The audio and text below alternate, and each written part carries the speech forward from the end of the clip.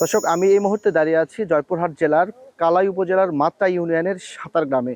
এই এলাকার মানুষের জনদুর্ভোগের কথা জানতে পেরে আমরা এসেছি এবং এখানে এসে যেটি দেখতে পেয়েছি যে মাত্র ৩০০ ফিট রাস্তা না থাকার ফলে এই এলাকার প্রায় অর্ধ শতাধিক পরিবারের একটা দুর্ভোগ তৈরি হয়েছে। বিশেষ করে চলাফেরা করার একান্তই সমস্যা হয়ে দাঁড়িয়েছে। আমরা যদি একটু দেখাই আপনাদেরকে যে এই রাস্তাটির কাঠের ব্রিজ আপনারা দেখতে পাচ্ছেন। কিছুদিন আগেও কিন্তু এখানে বাঁশের ব্রিজ দিয়ে তারা চলাফেরা করত এবং এখানকার মানুষের দুঃখের কষ্টের একেবারেই সীমা নেই বললেই চলে। আমরা এখানে শুনতে পেরেছি তাদের আক্রোশের কথা, আক্ষেপের কথা আমরা শুনতে পেরেছি যে এই এতটুকু রাস্তার না থাকার ফলে কিন্তু তাদের অনেক কষ্ট হয় এবং তারা চলাফেরা করতে পারে না। বিশেষ করে এখানকার শিক্ষার্থী যারা শিক্ষার্থী এবং ছোট বাচ্চারা যাওয়ার সময় কিন্তু অধিকাংশ সময় তারা পানিতে পড়ে যায়, পুকুরের পানিতে।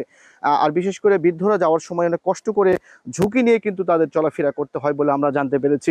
আমরা খোঁজ নিয়েছি যে প্রায় ২০ বছর ধরেই কিন্তু তাদের এই যে জনদুর্ভোগ, সেই জনদুর্ভোগ ছিল। অনেক দায়িত্ববান কর্মকর্তা এবং এখানকার যারা নেতারা ছিলেন তাদের কাছে বলেও কিন্তু তারা কোনো ধরনের এখানকার সমাধান পাননি।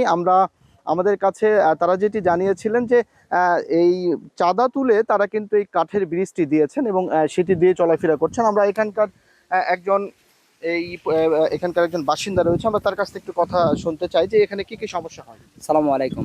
এখানকার সমস্যা, আমরা যাইতে পারি না। 2002 সাল থেকে আমরা এখানে বসবাস করি।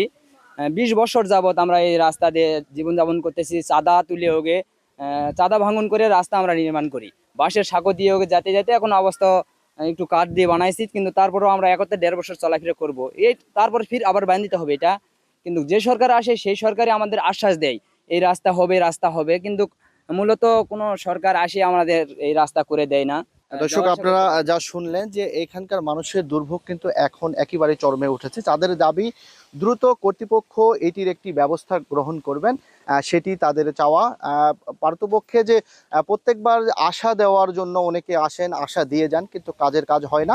তাদের দাবি দ্রুত কর্তৃপক্ষ তাদের যে জনদুর্ভোগ রয়েছে সেই জনদুর্ভোগের ব্যবস্থা গ্রহণ করবেন। এই ছিল জয়পুরহাটের কালাই উপজেলার যে মাত্রাই এই সাতার গ্রামের জনদুর্ভোগের খবর। Abdul Al Mamun, star news, Joypurhat.